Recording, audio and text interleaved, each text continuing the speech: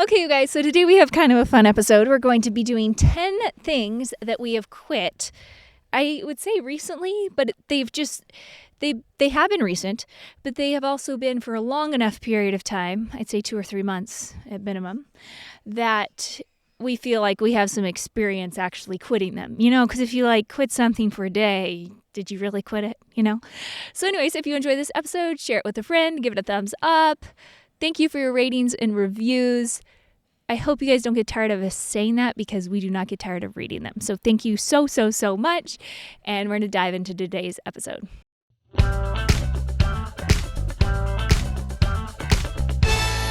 Now That We're a Family podcast. When we decided to do this episode, I thought of 2 things right away that I've quit that I'm grateful for. Or that we've quit, collectively as a unit. But then my brain started going through all the things that I wish I hadn't quit that I have, quit. Because I think I thought of the things I was grateful for quitting right away. And then I kept thinking, and man, if you think long, you think wrong, as they say. I just kept thinking about all the things that I've quit recently that I just wish I hadn't of. Do you have any of those you'd like to share? Not at the get. That's kind of discouraging, don't you think? Okay, I don't know. I like your list, though. I have a long list of things that I've quit that have been good things, I feel like. Like it's good that you quit them? Yes, exactly. Showers, probably wouldn't put that one on the list. I probably wouldn't encourage people to quit their showers. Right. But we did, there have been other things that have been great. Yeah. So are you going to go for, you've got more than I do written down, so I'd say I think you should kick it off. Okay. So I think one thing that Elisha and I have actually quit together, and this has been something that we've quit very recently. So we need more experience with this, but we've already started doing it and it's been a breath of fresh air. And that is saying, what time works for you? Nice. When just any time. Just if someone has something they want to do, we would always go because we're technically employed, live at home, homeschool. Oh, sorry, I was so confused. So we've quit saying what time works for you. Does that make sense? It does make sense. I probably phrased that poorly. Well, no, I just need to get my head straight here on what we're actually talking about. We're talking about things we've quit doing, not things okay. I'm good now. So anyways, I don't know if you want to speak to this. Yeah, I think that because of, like you said, we fought tooth and nail, for many years to free up our time, or at least we thought we were freeing up our time. And when I say free up our time, I had a job for the first 5 years of our marriage, I guess, or 4 years of our marriage. And most people can relate to being at the whims of your employer's schedule, right? And so, and almost all the work I did was shift work, where they wouldn't even post your schedule until the week of, or sometimes 2 weeks out. And so I'd get my schedule and it'd be like, oh, we can't go to, so-and-so's birthday party because I'm working that night. Or, man, we're not gonna be able to, I'm gonna have to get my shifts covered if we're gonna go to our cousin's wedding.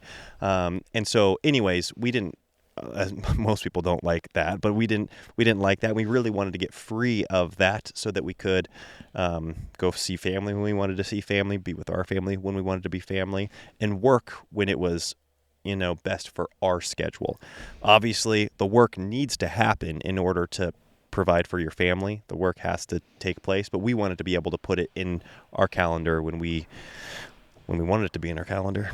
Yeah, and so basically we became always available. And that's caused a lot of issues with the things that we actually do want to stay consistent in, which is our kids' education and our health and our marriage. And these are all, and providing, Elisha is, technically available during the day to drop anything. So then he's cramming work hours into just the weirdest times of the day instead of working when it would be easiest, which is just when everybody else is working. Or not just easiest, best for our family. Yeah, best for our family. And so we started realizing, okay, just because we technically can drop everything and switch our whole lives around, that is not healthiest for our family. And so we started having specific boundaries that Elisha and I came up with of, okay, these are times when we're available. And the other times, our days are spoken for and those hours are spoken for with things that we really value and want to see consistent growth in. And we feel like it wasn't really healthy for our kids to be yanking them around all the time either, even though it was so many fun things. Children need consistency and structure, and they need to know what to expect as well. So that's been really fun. It's been really hard. Just been only like 2 or 3 weeks. Yeah, it feels like we're flexing a new muscle. And where it doesn't come second nature now. It doesn't naturally flow off, our tongues to say, oh, we're available at these times, and then just hold to that line.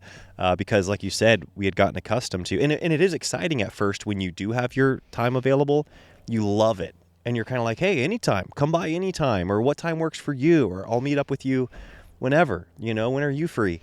And to retrain ourselves now to really, like you said, stick to those boundaries that we've set for our family and for ourselves. And this is something I would actually, because these are things that we've quit, and also I would encourage actually other people to quit. I think regardless of your job schedule, saying what time works for you, even if you only have availability like in the evenings or on the weekends, and so you're saying what time works for you within that time frame, it's just better, I think, to give a set time and know what those times are going to be that are everybody else's times.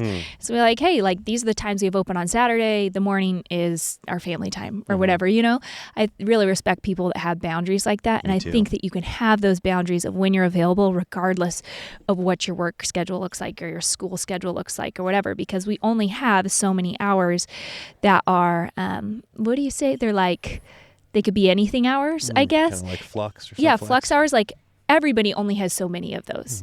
And so coming up with what we want those hours to be and then offering them to other people, I think is always healthier for a family. Yeah. Again, we'll move on. I know there's a few things we need to go through, but I think what made us finally get convicted on this issue was seeing the negative ramifications in our children. Because I think as adults, there would be times where it wasn't our preference and we were overcommitting, and then we weren't hitting things that we valued. But it was easy to kind of push them aside as, well, my workout's not that, it's kind of just my thing that's not that important, or we missed whatever, our date night, or we can get over it, we'll get it next week, we'll get over it. But then when you start seeing the negative impact on your children that not having a consistent schedule has on them, then it's really convicting, because it's like, whoa, okay, this is more than just you and me. Like this is our children's childhood. They're developing. We want them to have a framework. We want them to have consistency and stability in their day in and day out routine. And I think that this is really a blessing to them that we've put some boundaries in place. Yeah, and that came in the form of them like going to do a fun thing and them not wanting to go to the fun thing and asking to do school. Yeah. Like, okay, they are clearly asking to just stay home and read. And I'm like, that's what I want their childhood to be. Why is that the rare thing, And instead we're doing all these fun things and all these good things with all these fun people, but they're just wiped. So anyways, so that's something that we've stopped saying is what time works for you. We give times that work for us. That's great. Yes. Okay, I'll say one. We've done this together, but I think I've felt the impact of it more than you have. Academy is different than other music lessons because the whole family can learn together. So instead of paying for each individual to learn music, which Elisha and I know from past experience can add up to thousands of dollars a month that our parents paid for private music lessons, families are able to learn by instrument. So we love seeing mothers and daughters and fathers and sons and siblings all learn guitar together or all learn piano together for less than $40 a month. So if that sounds like something that you are interested in, we have a coupon code listed in the description box to get you started for 10% off every month that you are a part of the Voberg Music Academy community. And that is, we don't consume media hardly at all. But the thing that's most notable is that we don't consume media in the evening ever. Now, and this is, again, circumstantial. This wasn't a conviction thing. This wasn't something that we put forth a lot of effort to put in place. It's just when we moved out onto the property, you guys know, actually, what's crazy is that we are now on power. This is our first episode recording, having power on our property. That's cool. But you know that we've been off grid, and so any power we've had has come from a generator, and we've had to, fire that up anytime we needed to record a podcast or to do anything else. And there was no way we were going to put the kids to bed and then go turn the generator on and just kind of thoughtlessly watch things. We've loved actually the intentionality that's required to turn the internet on, to fire up technology, because you really have to have a purpose and a reason for it. And so it's funny how now 2 months in, we've not. Well, actually, that's not true. You and I watched one show. We did one night like 5 weeks ago. Put the kids to bed. I think it was our first week here. Yeah. We were like, what do we do for fun? We watch a show. So that's what we did. We sat outside and hooked up the generator and watched it in the cold. Yes. But yeah, you're right. We haven't watched anything since because we're all in the tent together. Yep. And it just doesn't make sense to, one, it's not something we want our kids to see. And two, it's not something we want our kids to probably like hear or, you know what I mean? Primarily, regardless of even if it's a good thing, it's like, we're just over there like watching a movie and they're sitting in bed staring at us. I don't think you're saying that the content we're watching isn't something we necessarily don't want our kids to see. We don't want them to see us just like we laying put in them our to bed and then they're watching like, a movie. Mom and dad are over there. Exactly. It's lame. Yeah. Mouth breathing, staring at the screen. And so that has been a net win yes, a net win being free of media. However, I honestly went through withdrawals, I feel like. He did. He got pretty bummed out. I had my little routine that I didn't realize was so important to me back home, where I'd put the kids to bed, I'd get ready for my day, and as I'm getting ready for the next day, I'm listening to my assortment of podcasts or YouTube channels, and then oftentimes you and I would both, we would both listen to our own channels, our own podcasts as we're preparing for the next day. Even as I'm like showering, as I was showering before bed, I'd have a podcast on that I was listening to, and then I definitely have like my sports highlights recap that I'd go through, for the day. Okay, like the teams that I care about, what they do today, and just kind of go through a quick rundown of that. And so having that completely taken away at first really was jarring to me, and it was embarrassing. Like, it was so embarrassing to put the kids to bed and then to like feel like a nervous twitch, or to feel the void in my life. And it was a blessing because obviously I didn't, I stayed strong. I didn't drive into the, Starbucks parking lot and get internet. And I started a new habit, and it's insane. Folks know we've enjoyed reading in bed, but now basically that's started earlier in our evening routine. Whereas I used to have maybe an hour of unwinding through what I would consider it unwinding through media, consuming various YouTube channels or podcasts, and then occasionally we'd watch shows as well.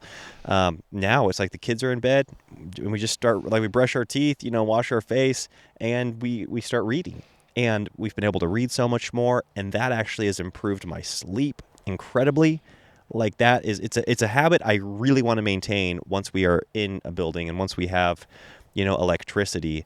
That is something that I want to continue to have be quitted from my life is the evening media consumption. Yeah, so basically after dinner, we just aren't on computers. Yeah. And I would say, like you said, it's not a conviction, but this has been something we've tried to stop multiple times. You're right. So it has been something that we've seen as unideal in our life, or maybe it gets out of hand in our life. Like maybe a little bit of it, it's like, okay, we would take these things, but then we would leave this part. And so it has been something that we have not seen as a huge ad. And so it's been cool just to not even have that desire. And I mean, I'm not going to say it's totally gone for you or whatever, listening to podcasts. Probably the podcast we've talked about, you miss the podcast the most, which is nice. Yeah, and that's something that we're actually making an adjustment because I don't have, a smart device. I do think for me, many ways, I think it is important.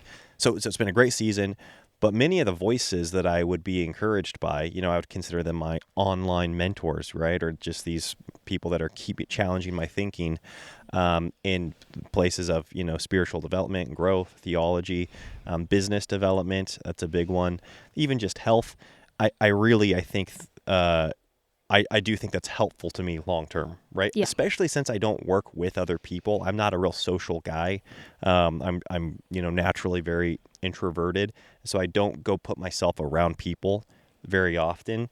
And so I do think it is important. Aside from tons of friends and stuff. Well, because we just got off a podcast telling people how often we see people right now. We see people daily, but it's a specific type of I see what you're saying. Interaction, right? It's not around work or anything that I'm pursuing. Exactly. I see what you're saying. Yeah, we see people at church, and that's crazy encouraging. So, that's helpful to my spiritual formation and Yeah, like my parenting and all that. But when it comes to like growing our business, when it comes to the things I'm reading and trying to grasp and understand, that I do feel that void because I just had my, like I said, everybody has their top, 6 podcasts that they kind of like rotate through or whatever. And I genuinely miss those, and miss I think the help it brought to my life. Like the fresh ideas and Yep, stuff exactly. like that. So yeah, inspirational stories. Yeah, like that's so helpful. Yeah. I mean, we love biographies, and we're reading biographies as a family. But then to hear just kind of like mini biographies, every day through podcasts is extremely inspirational as well. yeah, so I think what we're going to do to fix that, right? Well, we've talked about getting a light phone. Yes. For Elisha. He's had a light phone before, it broke, and he just ended up going to like a flip phone. Mm-hmm. But that doesn't have the opportunity to listen to podcasts. Yes. So it's like audio is a big part of how you find inspiration. And so I would say what's funny is I put down here too, listening to audio and visual is something that I've quit. So I don't watch any YouTube and I don't listen to any podcast, or I haven't since moving out here. And what I've discovered is something that I have kind of always thought, and that is I'm the most inspired. I'm a visual learner, and I take away the most by visual things, and that's primarily reading for me. Like I like it's beautiful to see something on YouTube that someone's done and it gives you good ideas, but I almost like what my imagination comes up with more when I'm just like reading a book on something and kind of thinking, what would I like, and doing it that way versus trying to copy what someone else has created. Sure. And so anyways, for me, while Elisha has learned, okay, actually audio input is very helpful, I've learned I don't like audio or visual content nearly as much as reading. And that's something I actually want to continue quitting when we move into our home, is just like, I'm going to get a book on it. And I've been reading a lot of Emily Barnes when it comes to like home management. I ordered quite a few of her books and they're getting here soon. But on organization, on hospitality, on all those things. And I'm just way more inspired reading a book on those things than I am even watching YouTube videos. Same with homeschooling. I've bought books on homeschooling.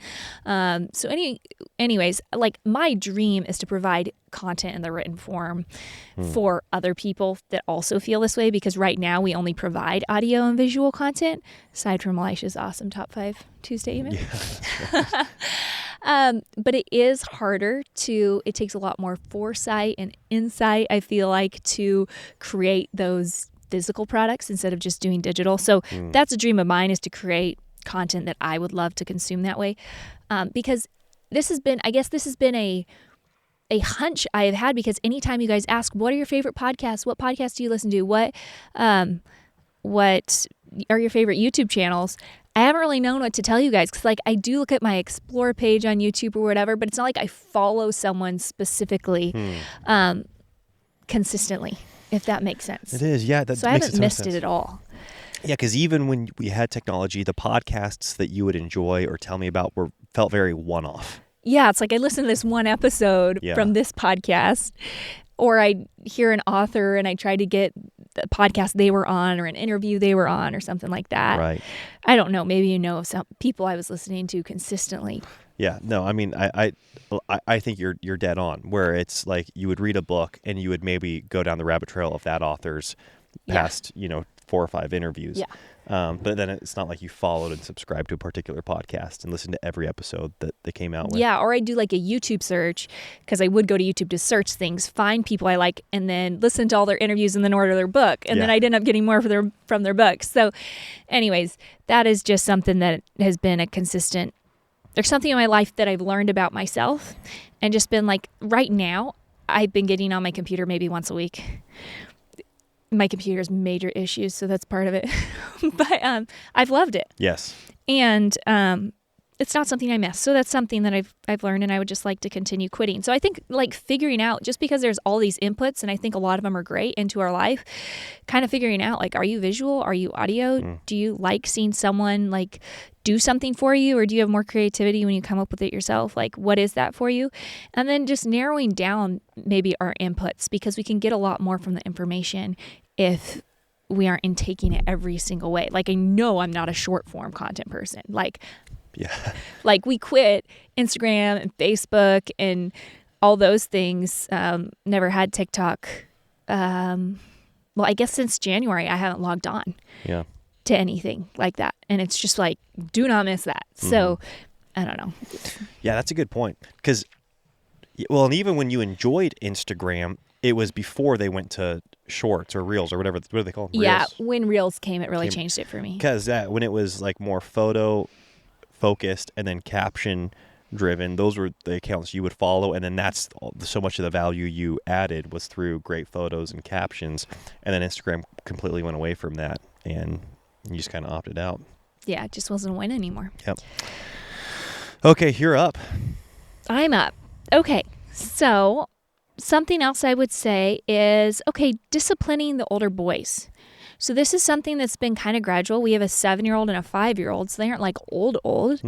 But I don't know, just through what I was reading, I guess, and just through just viewing our life, the boys really respected. I was disciplining our oldest maybe at like 6 years old, and I just felt like this is not, like, it's not working out. It doesn't feel the same as it did even a year ago. And it just seemed kind of like a waste of time. And I know it's not. I know not every woman, like, as moms are placed as authority in our children's lives, they need to respect us regardless of what their gender is. And I know that a lot of women, their husbands are gone for extended periods of time or things like that were just not feasible. But in our home, the boys at the longest have to wait a couple hours for Elisha to come up with a consequence for them or discipline them. And so it's just been something that I just feel like they take so much better. My relationship with them is great. And I'm just not having to discipline them. And I don't think they require it that much. So that's a big blessing. But then two, when it's a big deal, and it's daddy, and they just adore him. And, our oldest right now is just like puppy dogging you everywhere. Yeah, setting up the podcast, is coming out, where's daddy? She's just following you around. And I love it. And I really do think when the father is available, that should be, he should step in, right? Like if he's around, and like you already mentioned, there's a lot of dads are gone for the majority of the day or even for multiple days.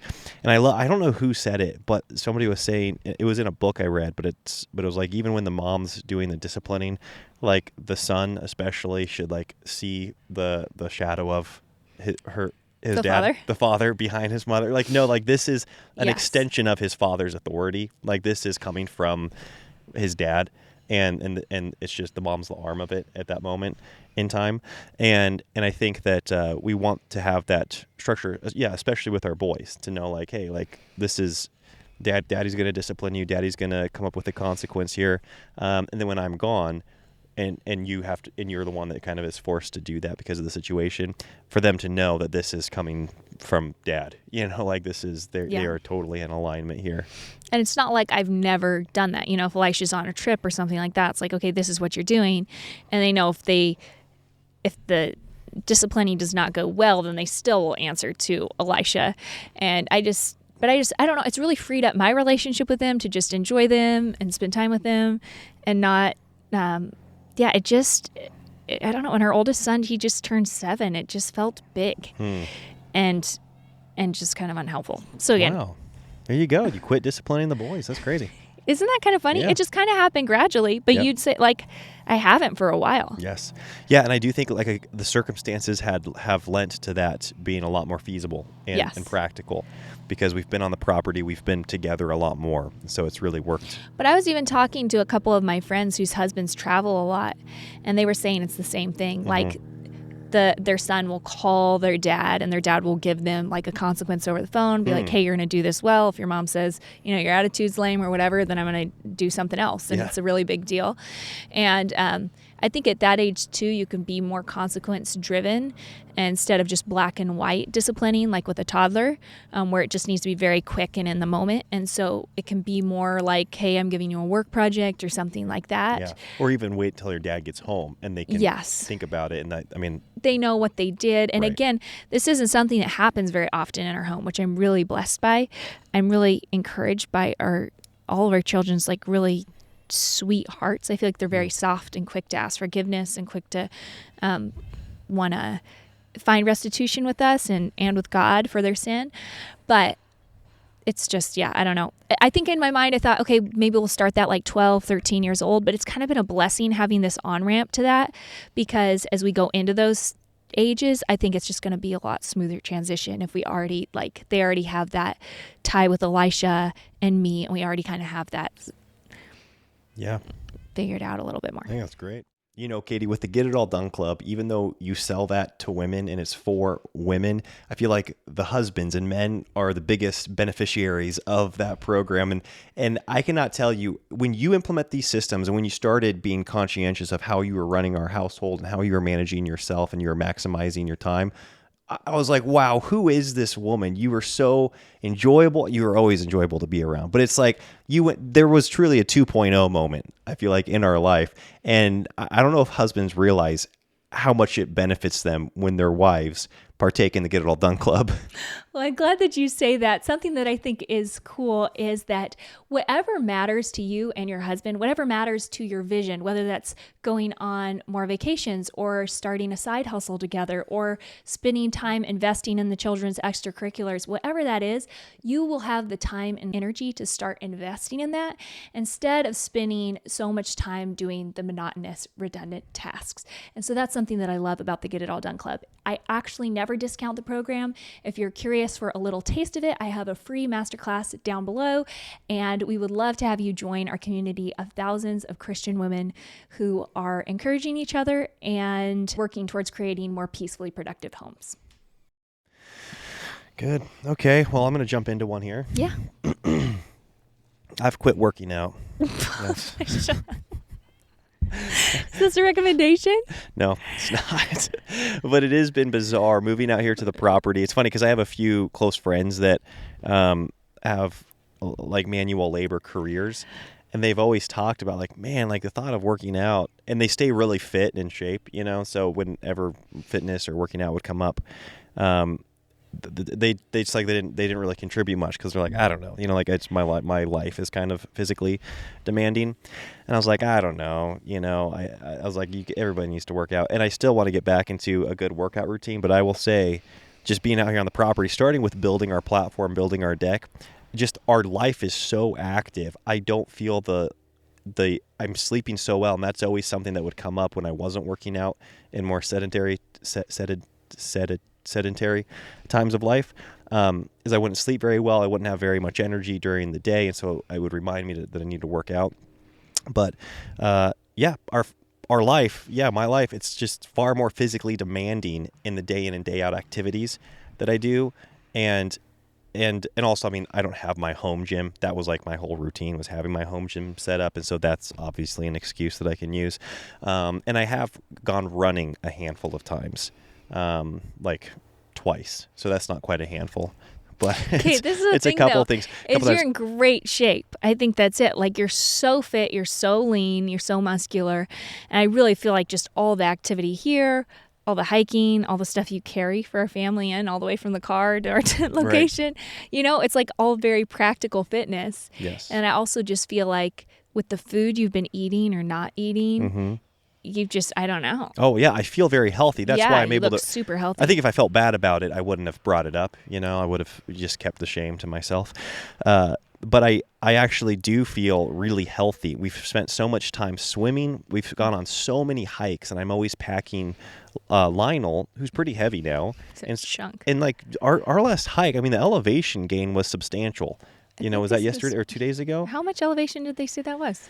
Well, it was 3,000 or 4,000 feet elevation. Yeah, it was like 32,000. Sorry, 3,200. 32,000. Yeah, man, we were up there with the jets. We were, yeah, we 3,200 feet elevation. Halo hike. Yeah, exactly. And we've been doing that regularly. And so I feel very healthy. I'm packing lumber all the time. I'm packing heavy things. And it sounds like I'm making excuses for not working out, but I actually do feel really good right now in this season of life. That said, I really look forward to working out again, probably when I have my home gym, because I enjoy working out. I enjoy that time by myself and all that stuff. So anyways, that's something I've quit. It's probably kind of like confusing to you. I feel like it's more conundrum to you where you're like, I feel really fit, but I'm not working out. And it's kind of weird. Yeah. Because you've always worked out. Yep. Really consistently. I think something that... Real quick, though, I will say, yeah. sorry, Katie, babe. Yeah, no, because go you're ahead. crazy fit now, too. I mean, I was saying that because I was following you on that hike, 2 days ago. Oh, that's sweet. And to yeah, say. I did great view the whole time. And Stop. it was like, man, you are crazy fit. And it's the same thing because I don't think you've been as I've definitely not been regimented, working out, no. But your life is so active and you're staying so, just fit and healthy and you've got so much vitality. It's really inspirational. Oh, that's encouraging. Yeah. That's encouraging. Thank you. I definitely feel that way about you. It's been a fun season of just like lifestyle fitness. You're like, it's kind of nice not to have that on. I mean, for me, it's kind of nice not to have that on the to-do list and just feel like life's taking care of it. Something that I quit and I see quitting in the foreseeable future too is not asking experts for help immediately or as soon as possible. And one way we did this was with our dog training. It's like we tried to do the dog training thing that we were on our wits' end. There's so many like gentle puppy training videos out there. That's what I call them. It's like gentle parenting. And it just makes you and your dog frustrated. And then we got a trainer for one day. He came, gave us this little like choke collar thing with these little prongs, little metal prongs going into it. So if it's loose, but then if the dog does something wrong and you pull the leash, then, it pokes him. It's not like it's drawing blood. Okay. They're like blunt little things. Yeah, it's not breaking skin. No, it's totally fine. But it's like, okay, in 2 days, we had a completely different puppy. Yeah. He was so easy to be around. He was so responsive. Yeah, and like you said, it was just so confirming and to like get a professional. Like this is what this guy does. He is highly, comes highly recommended. He's got great ratings and reviews. He works for people all around the country. And it was just like matter of fact, just kind of like, oh no, you need to do this, cause and effect. Like he needs to know the consequence right away. And just like common sense stuff where you're like, yeah, duh. Like why didn't we, of course, this all makes so much sense, but we needed to hear it from a professional. And it was, or from an expert. And it was so nice. Yeah, there's so much you can like kind of DIY by watching YouTube and stuff like that. But cutting straight to the chase just is so much more efficient.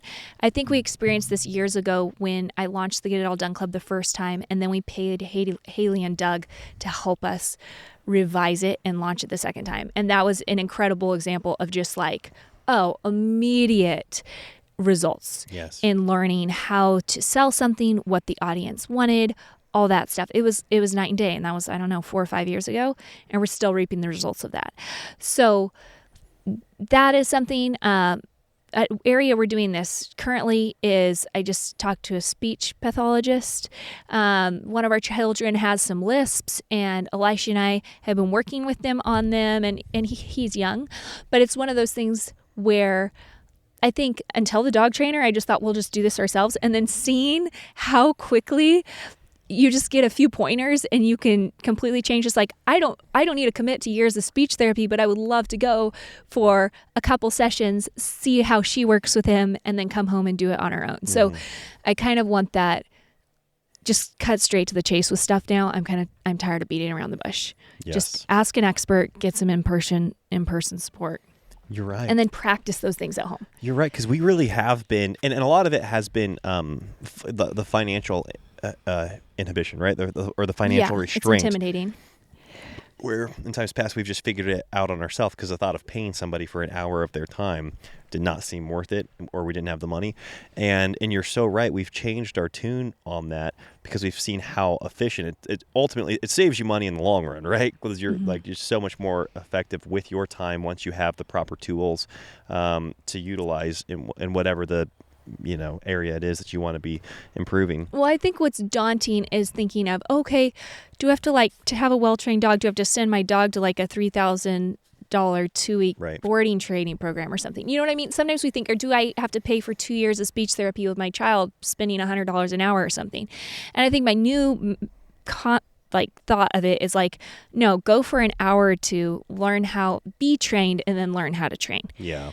So I still kind of like the do-it-yourself method because I think you have the most control when you have the most responsibility versus like totally sending someone away. Like I want to be in the room when our child's doing his speech therapy. I don't just like want to drop him off or something like that. Right. You know what I'm saying? Yeah, right. So we still have the mentality of like, we're going to do this. Like, yeah, we will. because I think it's easier to like reinforce. That's a good point, because that's probably another side, another ditch people might fall in, is just they mentally check out and only listen to the experts.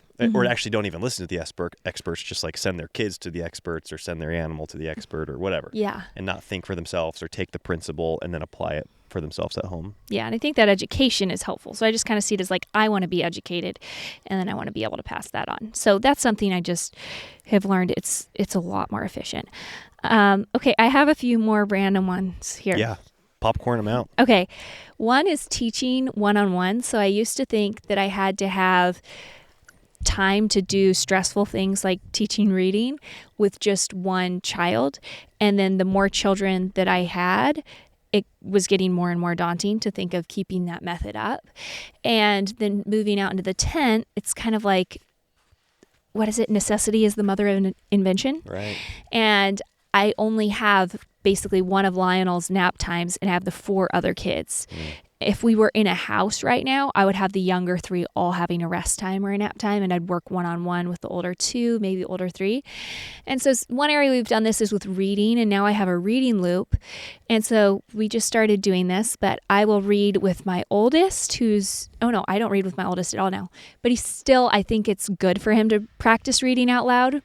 And so he reads with 2 of the children while I work one-on-one with our daughter. And then she goes over and starts reading with him while I work with one of the younger ones who's just learning to read. And then my oldest son, again, reads out loud to 2 more of the children, and I work with the youngest one. And so it's just, we're all sitting in the same room reading. Everyone's practicing reading aloud or being read to.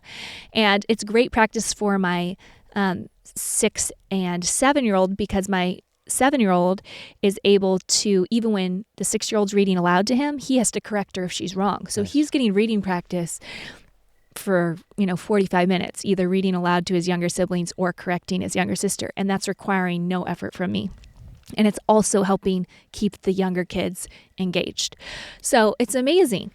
Like in 45 minutes, a 7-year-old, 6-year-old, 5-year-old, and 3-year-old are all having a reading practice in the same room. And I'm like, no one's distracting anybody. They're all staying engaged and they're all working on stuff. So wow.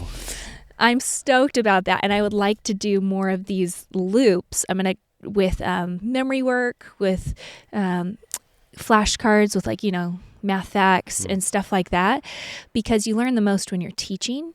And so I want to kind of pull my children in as a part of their learning experience to have them teach. And so anyways, it's just been kind of a cool concept for if you have a lot of kids and you're trying to teach them all. Yeah, it seems like it's one of those, a hack sounds like the wrong word, like a life hack, because it almost seems like it's enhanced everybody's learning experience. There's no downside to it. Your time's now used more efficiently, and then the kids have the opportunity, like you said, to teach and help their siblings, which is only going to enhance their learning experience. That's it's great. Like when an older child's giving out a younger child's math facts, they're refreshing on their math facts, So it's just, that's pretty cool. Okay, a couple more things. Using pretty things for special occasions. This is something we quit maybe a year ago in our old home when we started using cloth napkins and cloth tablecloths and pretty plates. And that's something that is changed slightly out here in the tent. I don't bring out tablecloths and it's a lot more rural and rustic. But we still have like pretty china we eat off of, and we have cloth napkins that we use. And again, it's not as beautiful, but we use beautiful things for just everyday occasions. And we could be using paper plates out here, full time or something like that. And that's just not something we've chosen to do. Right. And that's something I want to use going into future homes, is just, hey, pretty things are meant to be used. They bring a lot of joy and beauty into the home. And it's not saying some stuff can't be tucked away for a special occasion, but I think just kind of making every day special is really enjoyable, and your eyes get to feast on that beauty all the time. Yes. And that is something that we've talked about looking forward to in the new building, is separating Sabbath dinner, making that an occasion. We've still made it special. You've made it special. Well, we haven't done the full Sabbath dinner stuff out here in the tent. We Yeah, 'cause haven't. most of that stuff's all in storage somewhere, like you said. And so, even though we've quit that and our whole life is enhanced, we do look forward to like setting aside that day.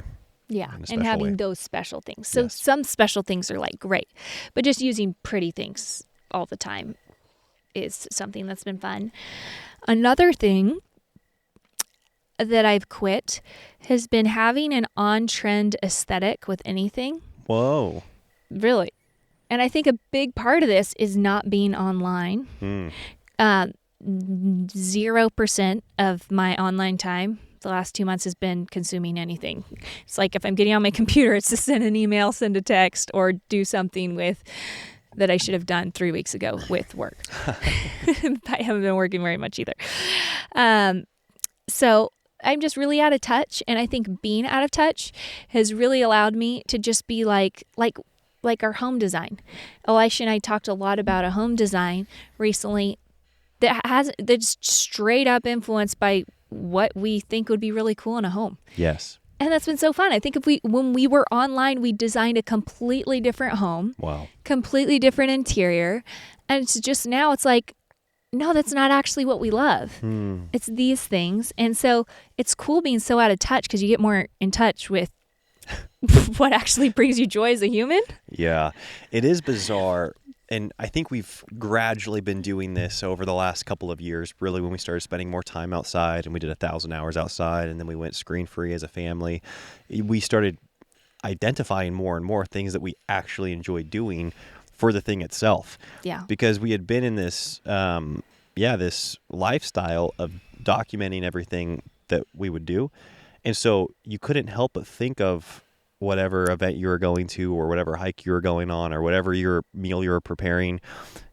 You couldn't help but think about it through the lens of like, how does this look to other people? Like, how does this look on our YouTube channel or on the Instagram account?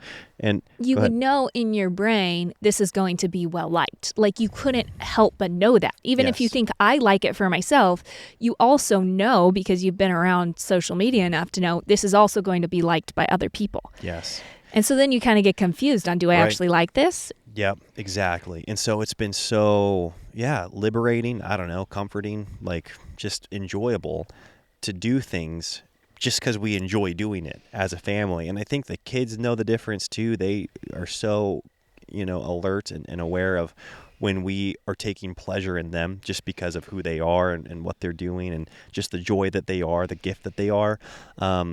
Versus when, they know somebody else is watching too, and of course we're not freed from this because even when we go out in public, we go to a store, you fight that battle of your kids presenting, right? And you start caring, and we do want them to present well, but we want them to know that we care more about their hearts, their souls than how they come across to other people. And so it's not like, we're completely freed of that when it comes to parenting, but just life in general. I'm with you. The activities we do now are just fun because of the activity. And we have so much joy in the things. It's just so fun. Yeah, it's like if we have a good meal, it's just a good meal. And Yep. we just enjoy the good meal and we eat it, or whatever the case may be. I mean, I think here in the tent, we've just bought a lot of old furniture. Or not a lot. We bought a few like old pieces. It's just like, this is so dated. And I think I think part of that's coming back. But I also think like it's just pretty to me and it just looks nice to me. And I think that with like how we're furnishing our barn, it's like I don't want to buy anything new. I just want to be like, this works and it's practical and we like it. I also think this has just come with like clothing or hair or makeup or whatever. I was talking to a cousin actually, a couple weeks ago, and she was saying, I think the difference between a woman that you feel is just so confident and secure and you think, wow, that's just a beautiful woman, is one that just is doing what works for her and does not care what's working for everybody else. She was saying when she was in high school, everyone wanted to be Paris Hilton and she had this curly, tight hair. And now it's like, it's totally one of her best features. She styles it so cool, but she was always straightening it at the time. And she had really bad Paris Hilton hair, but she had great hair for her. Yeah. And so I think that's the difference when you go into a high school versus when you see a woman that's like, 30 years old and just seems really well adjusted, is she just to stop doing what everybody says you should do and just starts doing what's working for her. And I think that this really is unfortunately not happening due to social media in the beauty space, where everyone's starting to look the same in their 30s because of all the injections that we're getting. And so I really succumbed to this on Instagram. And I would say, what was it now, 4 years? This is a confession. Whoa, okay. 4 years ago, I Botoxed my forehead, and we've gotten a lot of questions on, what do you think about Botox? And I never wanted to answer it because it's like, I tried it. But I did it in my forehead because I was on, I don't think it's natural to look at a phone screen like yourself. You're looking at a mirror when you're doing stories like hours a day. And I was the only one I was seeing who had forehead wrinkles. And what's funny is it doesn't actually bother me at all in real life. It's not something I think about, but it was something I was thinking about every single day. Wow. And Elisha was gracious to let me get it done because he was not happy about that. And thankfully it wore off after a few months. But it's just one of those things where I just think we're unfortunately losing that like security and beauty of a 30-year-old woman who's just kind of come into her own because we're still all trying to look the same. And so anyways, that's something that I quit, I would say maybe a year or two ago when I got off Instagram, got off like being on the app, even though we were still creating content on the app. And it's just something I'm living more and more into. That's great. The older I get. I'm 29. I'm heading into my 30s, preparing to embrace a whole new level of Yeah, you're 6 months out now, huh? I am. Elisha's looking forward to when I turn 30. Yeah, well, I just feel so old when I say because I'm 33 now and you're 29. And that just feels like such a Well, because spread. Elisha turns 34 right before I turn 30. Yes. So I think that's going to sound like the biggest gap. Yeah, we just It's won't not talk that big. about it for that 2-month period. It's not actually that big of a gap, though. Anyway, so those are some things we quit. Some things I would encourage other people to quit, too. They've really blessed our life. Not the working out one. Don't quit that one. But maybe, like, that's something that we've talked about in this season is, like, leave off thinking you need to work out maybe if your season isn't requiring that of you. I think there's certain things that we think, oh, this is just ingrained into me, I need to do. Yeah, and you well, beat like you yourself said. up for it. And it's like, but what's the point of working out? It's being healthy and fit, right? Yeah, and I probably would be healthier and more fit if I was working out. But because of we're eating great, like we've made changes to our life so that it's not as needed anymore, right? And a lot of it's just been my own personal habits. I'm not eating as much, bad. You've always cooked very well for our family. You've never been the culprit for any of my health, I guess, negativities. But yeah, just our whole life is so active and healthy now. There's less of a need for it.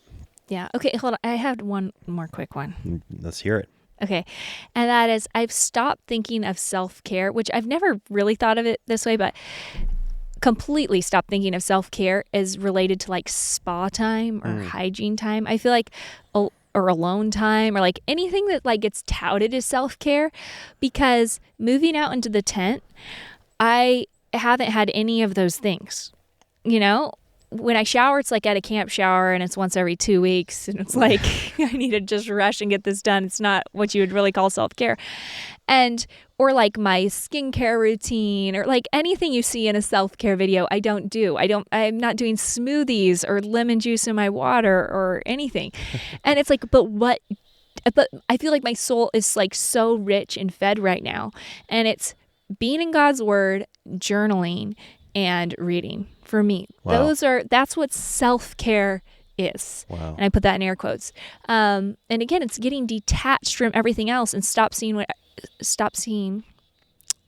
what everybody else is saying is something and just being like, okay, what actually fills my soul? And I think I was bummed out at first that some of those things had been taken out of my life. And, like I had kind of like, okay, what am I going to do?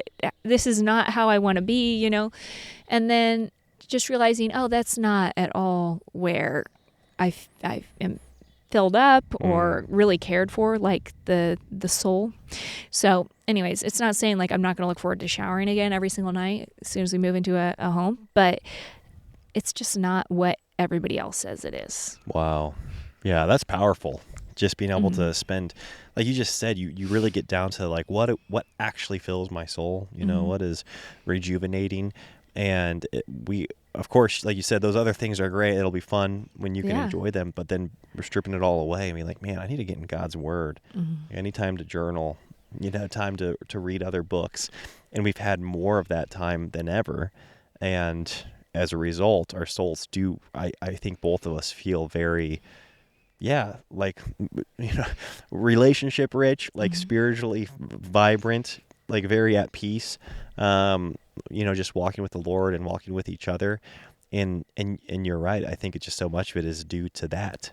Yeah, just feeling fed that way. So anyways, that's maybe it's soul care, maybe self-care is like more hygiene related, but I don't know. And Katie does bathe more than every 2 weeks. It's just usually in the creek and very quick. Yes, I've gotten a little creek rhythm down that's freezing, but works. Because that was a thing, though. I mean, I do think hygiene is related, because when I was getting in bed and not rinsing off in the creek every night with like soap, I really had a hard time being like, I didn't want to be in the same bed with Elisha. I felt gross. I feel like my attitude was poor. And then when I started, I don't know, it was mentally, but then when I started rinsing off every night, I do feel like part of me. I was like, this is who I am. There like, you go. Nice. I am clean when I go to bed. I am, at rest. Yeah. So hygiene does matter. So hygiene does matter, but not all the, I think when people do a self-care video, like say on YouTube or something, what I'm thinking of, it's like these people are clean people. We all live in the 21st century. It's not like, oh, I'm brushing my hair for the first time in a week. It's just kind of like going above and beyond with like maybe scents or smells or, all Sure. these different things. And so hygiene does matter to your self-care for sure. Yeah, me too. Because I've regretted that a handful of times when I haven't had the willpower to go get in the creek late at night. I've gotten in bed, just kind of like, I kind of hate myself right now. Sticky and lame. And it was honestly making me it was the biggest contributor to me being discouraged out here, was how I felt going. I just didn't feel normal and like me. So take your showers. Yeah. Folks, thank you all so much for listening. Talk to you next time. Bye-bye. Bye.